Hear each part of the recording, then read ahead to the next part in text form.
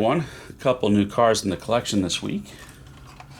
First up, an AutoArt C1 Corvette. This I think is a 1958. I've hunted this one for a while. I mean, it's not exactly a new release. I actually bought one maybe 3 or 4 years ago, and it arrived destroyed from eBay. This popped up locally, and I broke one of my rules. I pretty much never buy a car without a box, but this was well priced. It was local. It came in a very nice case with like simulated grass on it, and it did come with the certificate of authenticity. So original retail for this would have been like $89, $99, and now they've appreciated to be about $250-ish. So I paid $80 with the case. So at that price, I'm not mad at it, and I can justify not having the original box. As you can see, the hardtop does lift off.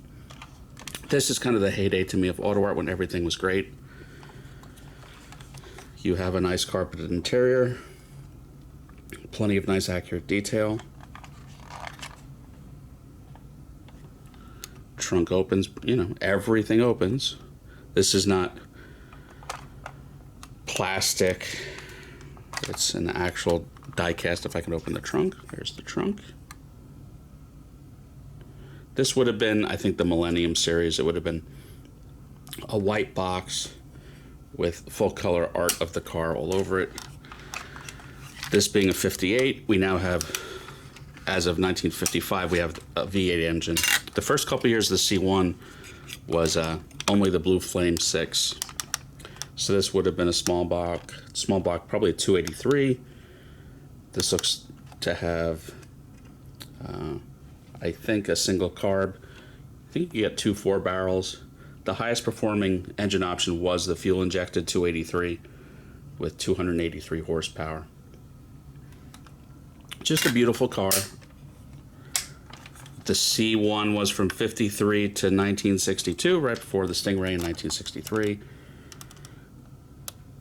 There it is, numbered run of 6,000. Car number 2680. Just, it's everything you want out of an AutoArt. Again, I've chased it for a long time. And there's your hardtop, which has a couple of pegs that locate it, like so. And that's that. I do have the certificate with it.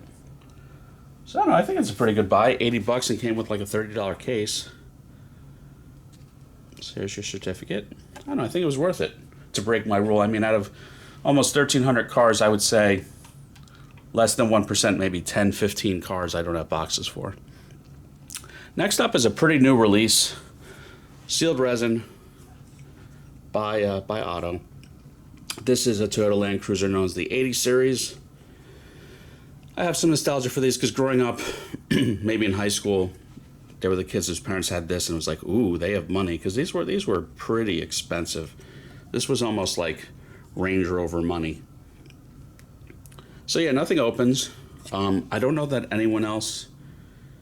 I think there's an opening die cast someone makes. I forgot the brand. It's a Chinese brand.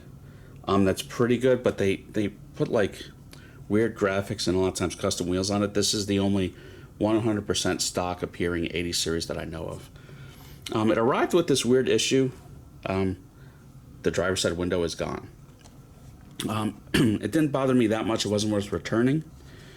The seller gave me a $15 refund, which actually made this $52.